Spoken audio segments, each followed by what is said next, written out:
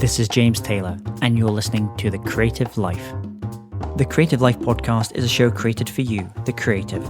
If you're looking for inspiration, motivation, and advice while at home, at work, or on your daily commute, then this show is for you.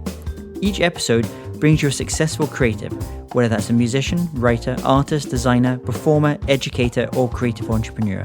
They share their journey, their successes, their failures, their creative process, their insights, and much, much more. In this episode, I speak with Irish mystery writer Laurence O'Bryan about how to write a fiction book.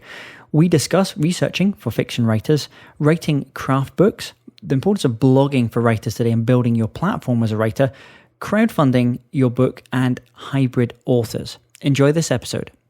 Hey, it's James Taylor, and I'm delighted today to have Laurence O'Bryan. Laurence is an Irish mystery and thriller writer who is dedicated to helping promote other authors too. Laurence dreamed of becoming a writer from childhood when he would tell adventure stories to friends that lived on his street. Now, 3 novels later, with a series of literary awards, he is not only a successful writer, but helps other writers find new audiences with his site BooksGoSocial.com. His latest book is called The Nuremberg Puzzle, a fast-paced thriller that centers around the rise of violent anti-refugee groups spreading across Germany. And it's my pleasure to have Laurence on the show today. Welcome, Laurence. Hi, James. Thank you very much for having me on. It's a great pleasure to be here. My pleasure. So, share with our listeners what's going on in your world just now. Well, I've recently released the Nuremberg Puzzle, which is really important for me because it creates a next step in the series of puzzle novels that have been coming out since 2012. The first novel was the Istanbul Puzzle, the second, the Jerusalem Puzzle, the third, the Manhattan Puzzle, and now the Nuremberg Puzzle.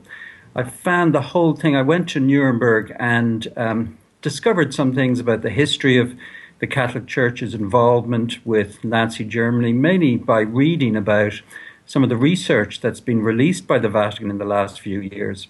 A lot of people think that the whole conception of that time is set, but Pope John Paul actually opened up the Vatican archives, and there's been a number of historical academic books that have been released about the influence of the Vatican, particularly on Mussolini and the fascist ideology. Of course, anti-Semitism had a role in that, and the Catholic Church was very anti-Semitic 100 years ago. So I was shocked by those discoveries, and I feel that there's a role in fiction for talking about some of the historical truths from the past that haven't been spoken about.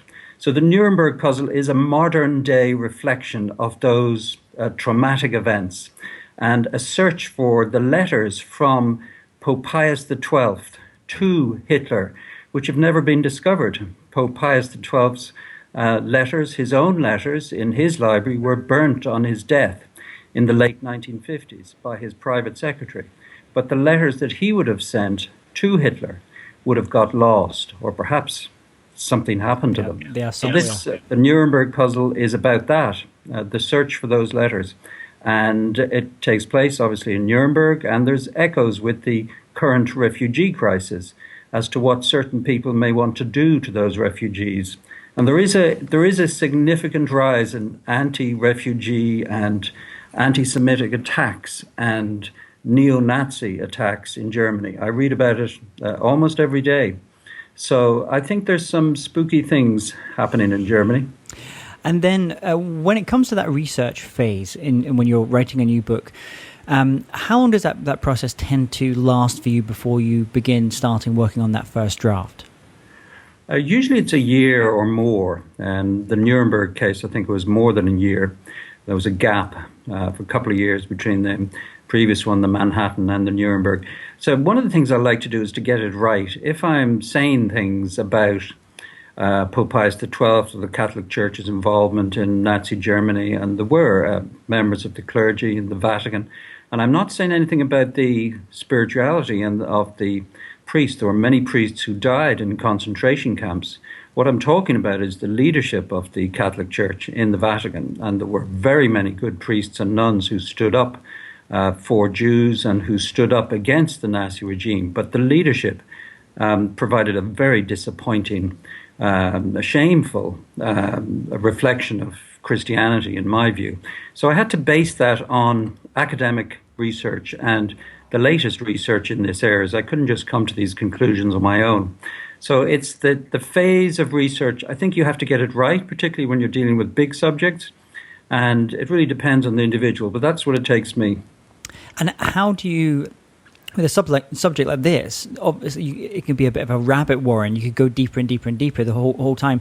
How do you know when to say, okay, enough research, now I need to start writing? Is it just a gut feeling for you, or did you get that sense on this project when that time was right? I think when you've read all the major works, the latest major works on what's going on, what's been revealed about a subject, when you find yourself reading books that have less than the previous ones, I think that's the point. It is a fine balance, and I do love history books. So I think it's a fine balance, but there is a point where you'd have to say, put it aside and say, yes, I seem to know as much as I can about this particular subject. And there's a lot of books still coming out about the Holocaust. I was reading a review of one only yesterday. So there's major academic work coming out about this period all the time. Our understanding of that period, the Second World War, isn't complete. So I think you reach a point where you say, right, I've read the latest work in this area, the latest academic work in this sort of area, that's it. How did you first learn your craft as a writer? Oh, that's a really good question. I started back in 1999 and started writing a book in 2000. I got 50 pages done, and I realized I knew nothing. I didn't know how to take the story, what to do with the story. I simply had an idea.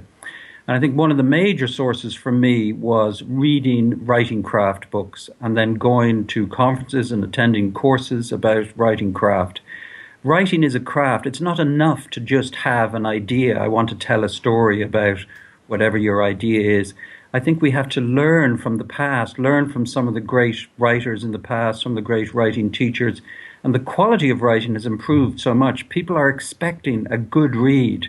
They don't want to read something rambling. They want a good read, a good, exciting read. Those are the types of books which become popular, which do well, which give you some hope to earn some money as an author.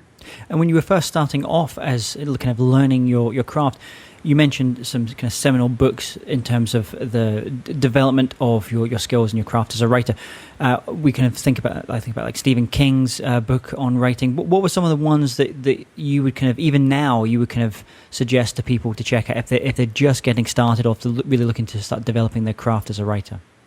Well, I have read Stephen King's On Writing. I think it's a great book if you're beginning the study of writing.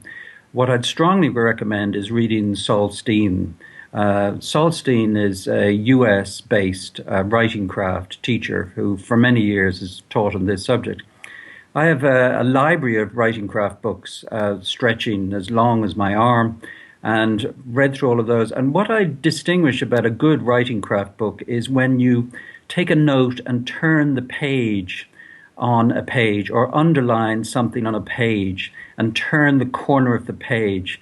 And Saul Stein's books, for me, they were the only books on writing craft, that I look at and I see that every second page, the edge is turned.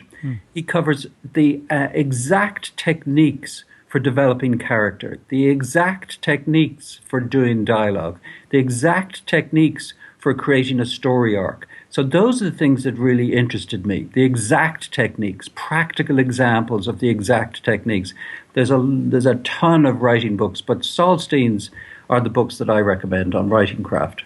And how long did it take you from that initial inception of that first book to actually having the finished version and it being published?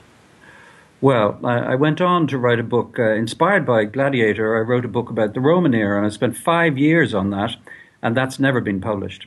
I think what I discovered through that, and I went back and perhaps 15 times and started again from the beginning, what I discovered from that was that I had to start afresh, write a new book. So it was the second book, which I started in about 2005, which became the Istanbul Puzzle, and it took me a long time. It took about 5 years to get that title. I had a number of working titles, and I think titles are hugely important.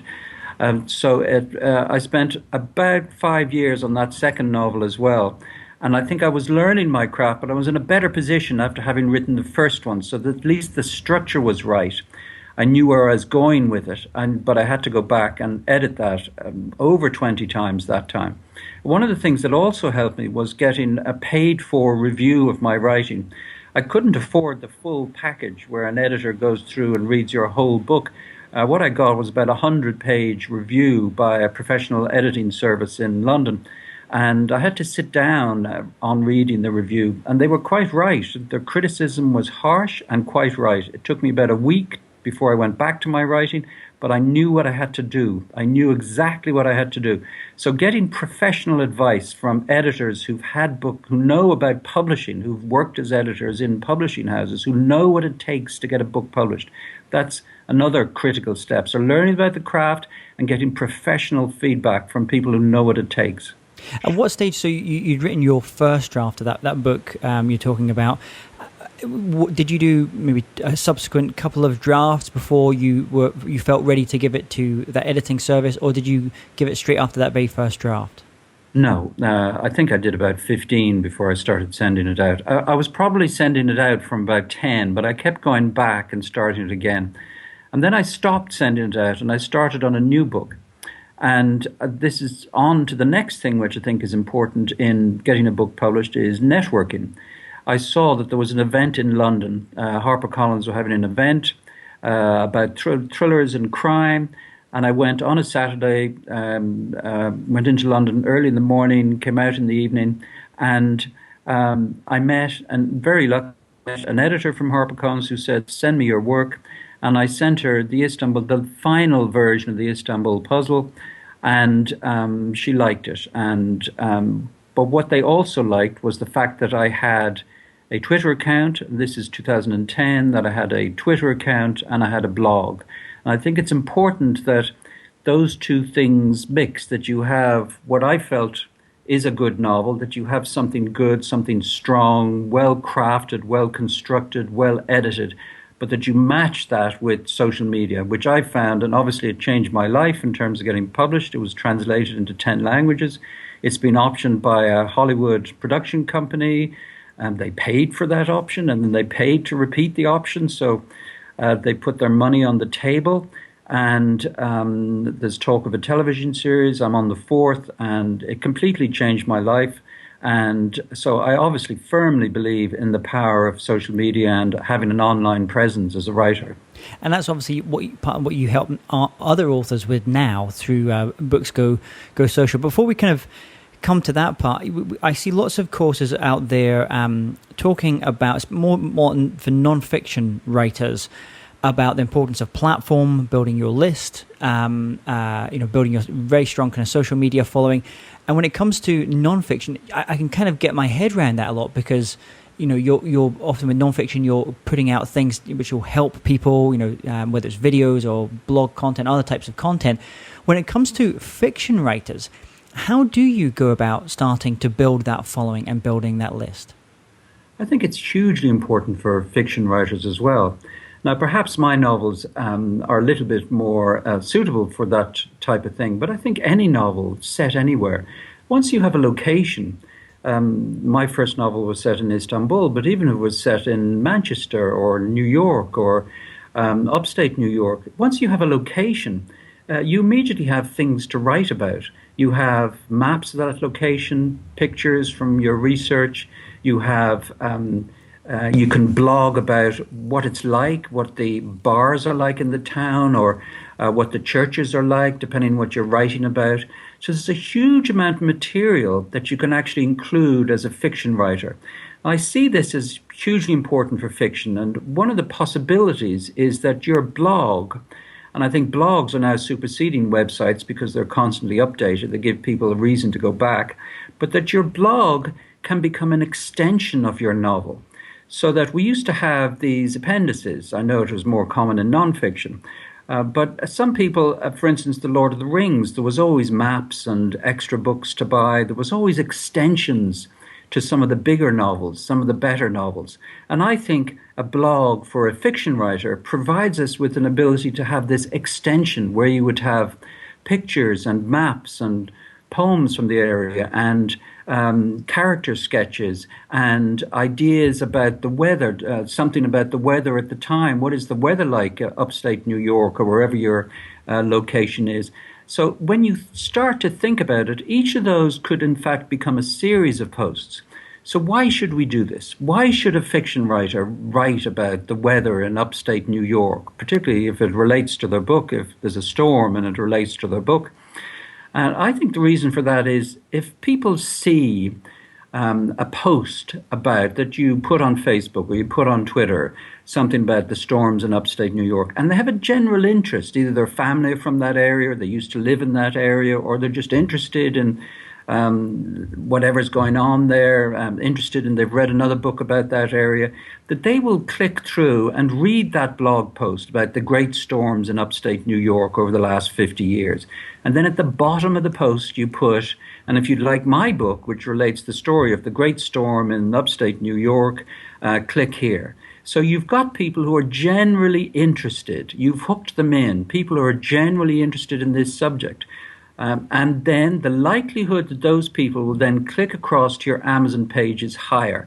I'm definitely against fiction writers spending their time writing about their views on politics or their views on the latest movie or their views on the latest restaurant they went to. I think a blog for a writer, a fiction writer, should be related to the books, because then you're going to pull people towards towards that blog, who are interested in that subject and more likely to click through and buy your book. Who wants to read another opinion of Trump or another opinion of a movie, the latest Tarzan movie or whatever? We don't come to fiction writers' blogs for those sort of ideas. I think we come to them to support our writing, for something that is related to what you're writing about. If you're really interested in, and if you're inspired by those storms in upstate New York, if they changed your life and you're writing about something that happened to you, surely that should be the thing that we write about in our blog posts. And therefore we will pull people towards us. So that's what I did at lpobryan.com, lpobryan.com. I wrote first of all about Istanbul, then about Jerusalem, and then about Manhattan, about the research. So I included posts about the research I'd done about all those iconic cities. And I included maps and pictures from my visits to those places. And for me, it allowed me a way to get some of that research out, and it pulled people towards the books who were interested in those subjects. I mean, I think and I'm seeing this not just amongst fiction writers, but also amongst visual artists as well, amongst musicians, this idea of showing your work and also kind of not necessarily talking about your process in terms of the creative process for what you're doing, but really kind of going deep rather than going wide on things. And I mean, I just think, for example, my mother-in-law, who's really fascinated by fiction about Knights Templars, everything around Knights Templars, loves all that side of things. Now, she goes really, really deep when she wants to learn about this thing. So all the stuff that you were talking about, what was the weather like at that point, some of the things about clothing, the geography, the topography of a place is fascinating. And I think especially when you're coming up for the kind of pre-launch, before the actual launch itself of a book, it's also, you feel so much more invested in that book and in that writer. If you can kind of feel, as they're going through this journey. And I would imagine for you as a writer, the act of writing those blog posts, even though they're maybe relatively short, is a good way of organizing your thoughts. Yes, I'd agree with that. It pulls together some of the research. It forces you to think hard about the research, the things. I have a number of posts on my site about Nuremberg and about the Catholic Church's involvement. And it allowed me to summarize those ideas from those history books that I read. It allowed me to summarize those ideas and put it down in a form that I think people will be interested in. So, and I think this idea of extending the book, I think it should have relevance for many fiction writers. Now, I know you can't impose things on people, but I think it would be a way for us as writers to use the internet in a way that provides something extra for the reader, something deeper, exactly as you're talking about, something deeper for the reader, so that we're not caught up in looking to the past in our fiction. We're not just in this enclosed world of a physical book. We're now in the world of a book which can extend onto the internet. You can include videos and other elements, and I have some of those as well. So we're into a world which includes the modern world of the internet. And it's interesting, as you're saying that, I'm also thinking about how online is obviously changing how you're sharing your work through social media and blogging and vlogging and other platforms as well. But I'm also thinking in terms of the monetization of your creative work as a writer. There's obviously things like Patreon, different kind of crowdfunding platforms as well. Do you have a sense of where the monetization part is going for fiction writers today? Well, I've done some work with people who've been on Inkshares and Kindle Scout and some of those other sites. And I think if you have a good following to start, then you have an opportunity on some of those sites. I think the accepted wisdom now is if you're aiming for a crowdfunding event for fiction or something else, is that you should have 50% of your funding lined up from friends and family in advance.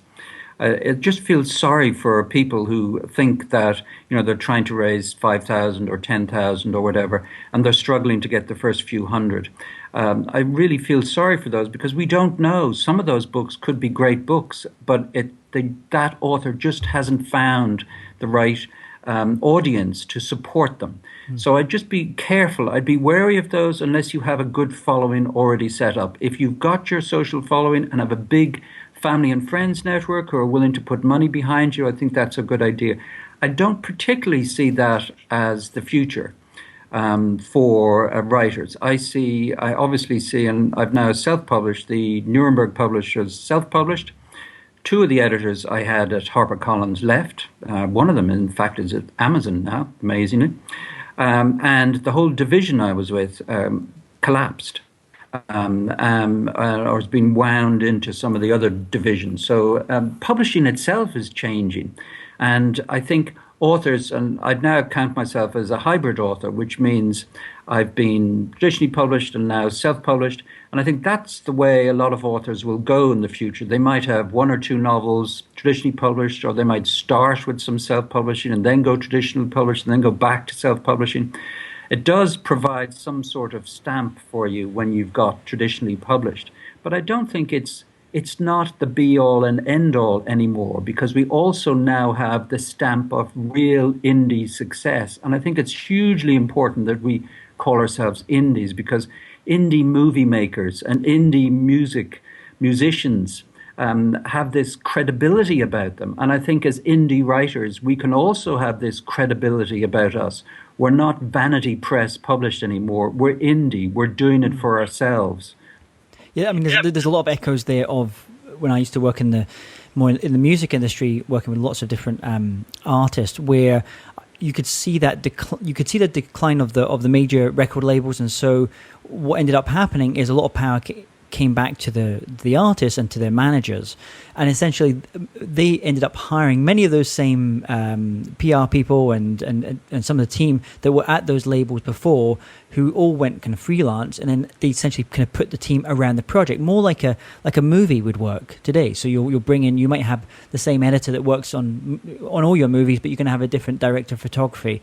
So it sounds like what's going on with writing is you're kind of building maybe little teams around your writing kind of projects, and some of those it may be right to go down, as you said, the self-publishing. Other times you may want to go with a larger publisher because it's going to work for that particular project, and maybe the story is such that it's going to work with a larger publisher. I think that's absolutely right.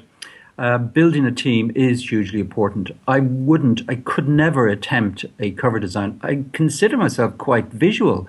I consider myself to have good ideas in terms of visuals, but the way to create the right fonts and make them look as good as, if not better, and I think our goal now as indie published authors should be better than trad. If traditional publishing houses can get people to create beautiful fonts and have a lovely looking cover, we can now do it too. And the cost of covers has dropped dramatically. But there are also a range of other things. I think it's essential that we pay editors. I suggest twice, at least twice. We need a structural edit, which is somebody who knows about how your type of book, fiction, non-fiction, whatever, how it should be structured, come in and tell you chapters 3 and 4 are wrong, you need to restructure it, character 1 is wrong, etc. So you need to have a structural edit, but you also need to have a really good proofread. We become word blind. We can't see our own mistakes. So those are at least two things. You have the cover, the edit. I think the marketing services are important. That's a whole separate area. And there are other things that you can get advice on too. And as you were mentioning the proofreader side, I was talking to a writer the other day who was saying, and they were on probably at this point, they were maybe on the 20th or 30th time they'd seen this thing as they were kind of going through stuff, and they were still picking up typo. They were still picking up very small, either grammar or punctuation or spelling type of things, even at that late stage, which I thought was incredible, considering how many eyes and hands that book had gone through by that point.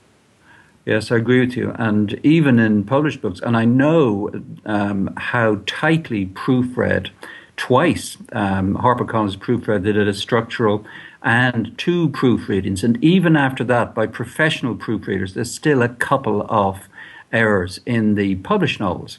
I think one of the things that I've heard is that every artwork gets abandoned in the end.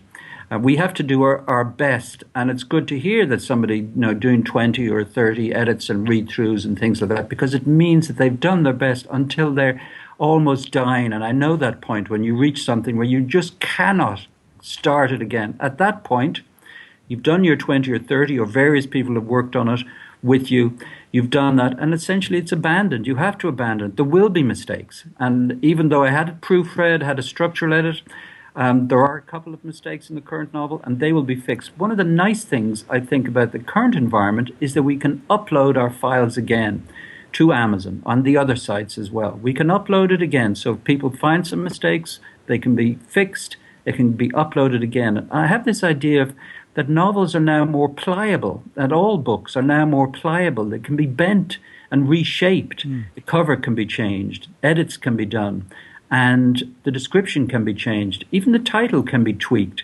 So novels and books are becoming more pliable than they used to, where they used to be set almost in stone. So I think that's another thing to consider, how we can change, we can update, we can re-edit our novels, we can change the cover, this is a moving system. I know an author who changed her cover 5 times and it then started selling. Now, that's strange.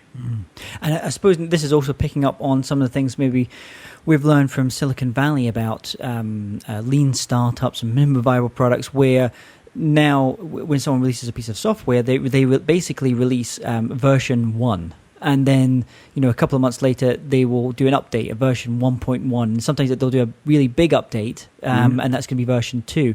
So you can almost kind of see that happening now with online. It's much easier to do that side of things. Tell me about a time when, in this creative journey that you've gone through, when you've worked on something, you worked on a project, and you've given it your heart and your soul, but for whatever reason, it just didn't work out like you'd hoped. And more importantly, what were the lessons that you took away from that experience? Oh, that's a tricky question. I've had a couple of unpublished novels. And I think some of them, one of them almost landed an agent, had a couple of rewrites on it.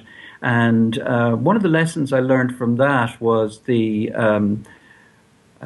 antagonist should have been more clearly drawn. That some of the things that you can still add, even now that's been edited quite a number of times, but I can go back in and redraw one of the main characters again.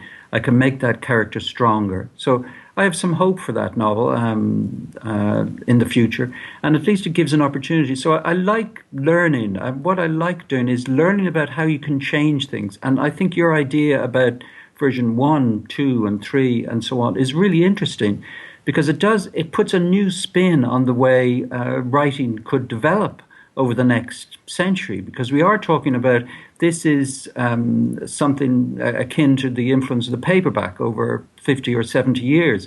The influence of Amazon will extend now for the next 50 or 70 until we're all watching virtual reality books probably. But this idea, I think, is very interesting. What could be done? And it could, in fact, be that version 1 becomes a collector's edition. If you turn off your Kindle and never reconnect it, you could end up with be the only person with version 1 of a particular novel, which might then become a collector's edition worth quite a bit of money. So you're going to have antiquarian Kindle dealers as part of that. You're going to dust the old shops with old Kindles. Yeah. That's an interesting thought. So, tell us about, as well, on this creative journey you've had, any insights or light bulb moments, those points in your life where you said, oh, okay, this is maybe a direction I need to go with my writing or my career, the work I do, or you made some new distinction. Yeah, that's another interesting question. I think one of the things for me was seeing how other authors needed marketing help. My background was for 25 years in marketing, which I found very interesting but boring, mostly in high technology. But I was always interested in technology and how to use technology, which is why I started the Twitter and the blog that I did start, and helping other authors and providing some guidance from what I've learned of what actually works, what's going to inspire your readers. So providing advice for authors on what to do in terms of blogging, what to do with Twitter.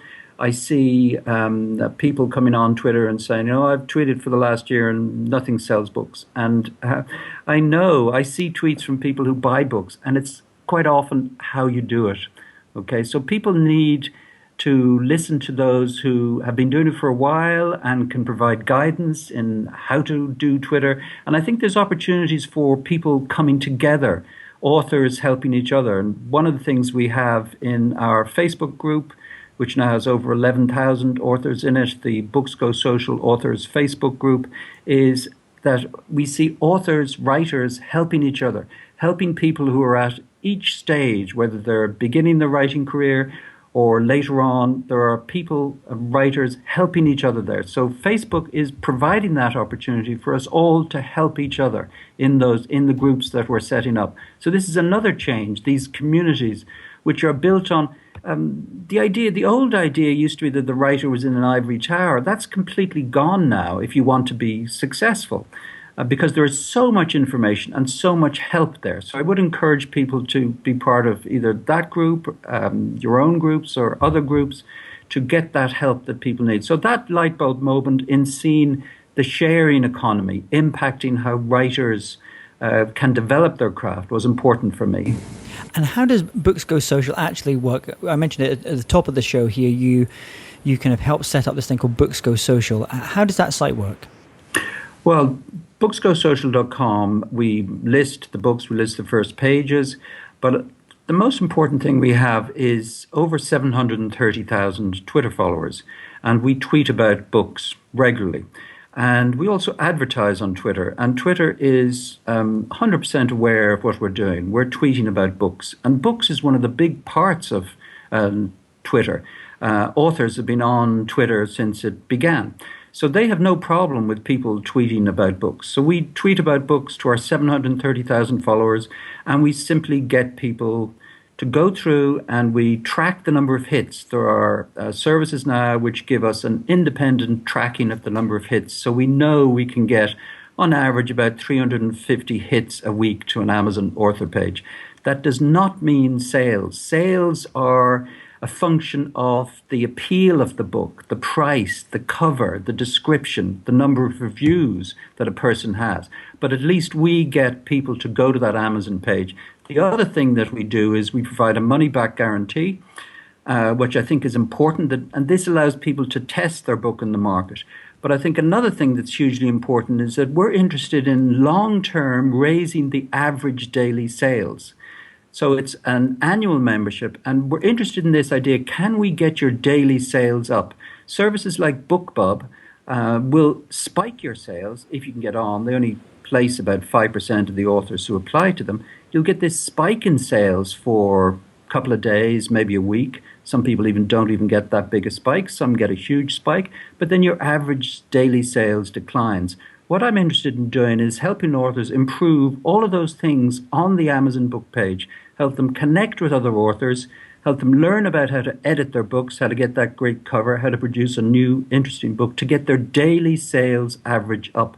Better to sell 10 books a day than have one spike for 500 books. What's the best advice that you've ever received about being a writer and also kind of living a creative life? I think the best advice is persistence. Persistence is the key. You don't have to be the most talented writer in the drawer. You don't have to be the sharpest knife.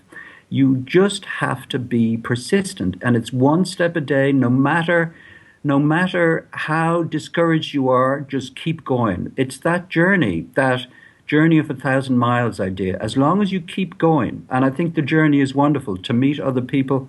I go to writers' conferences. It's a wonderful journey to be on as a writer. So the one thing is persistence. I'm not that young anymore, and I think if you focus on the fact that you still have time to write that great book. You still have time to improve your craft. Just keep going. Don't be discouraged by setbacks. So that's the key thing for me. And do you have any online resources or tools that you love and you find really useful for yourself as a writer? Another great question. I'm also in the Alliance of Independent Authors Facebook group. We're a paid member, partner, and an individual member. I'm a member of the Irish Writers Centre, also the Irish Writers Union. But online, the ALI, the Alliance of Independent Authors, the Facebook group online for the Alliance of Independent Authors, has some great practical information for independent authors. And what about when you're writing itself? Is there a particular program you use, a Scrivener or Final Draft, or just or Word? Is some software that you tend to use for writing? Word is hugely important, and I think WordPress. It's back to that blog thing. Yeah. I think familiarity with WordPress is as important as familiarity with Microsoft Word was a generation ago. The menu's on the left instead of on the top. That's all. And if you could recommend just one book and one record to our listeners, and the book can't be one of yours, but one book and one record album to our listeners you think they should check out and you think is worth reading and listening to, what would they be? Well, my favorite book of all time, of course, is The Lord of the Rings. It's the only book I've read 3 times. I'm sorry if everybody says this, but that was hugely inspiring for me, and the forces of good and evil. And I read about, some of the influences on Tolkien, and I met somebody who met him, and that was really important moment for me. And to aspire even towards creating a world like his would be very important to me. And an album, I think, The Dark Side of the Moon. I'm sorry to show my age, but it's a great album. That's the kind of music I like. So let's imagine if you woke up tomorrow morning and had to start from scratch. All you have are the tools of your trade and the knowledge that you've acquired over the years, but no one knows who you are. How would you restart? Ooh, that's an interesting question. You have all the interesting questions, James. How would you restart? I think it's perhaps an opportunity as well. I could go in a different direction as a writer, perhaps write something different. Though I do love adventure stories. I think there is an opportunity. When you have to start again, it presents you with an opportunity. And what I would love is the chance to read more, spend more time reading the books that I love, and to start with a new series and have the time to put into it and to learn, to go and learn at conferences. Writing conferences are great, that sort of thing. I would just go back to those key things again and keep learning. Well, Laurence, thank you so much for coming on the show today. What's the best way that listeners can connect with you and learn about your books and the projects you're working on? They can find all the information at BooksGoSocial.com. That's one word, BooksGoSocial.com. There's a link for authors, how to sign up. There's lots of great books for people who like reading. I hope everyone here does. And there's links to me, my author site as well there. So BooksGoSocial.com. Thank you very much, James. My pleasure, Laurence. All the best with the new book. Thank you, James. Take care. Hey, James Taylor here again. And if you're interested in living a more creative life, then I'd love to invite you to join me as I share some of the most successful strategies and techniques that high-performing creatives use. I put them all together in a free downloadable ebook that you can get by going to jamestaylor.me. That's jamestaylor.me to get your free downloadable ebook on creativity.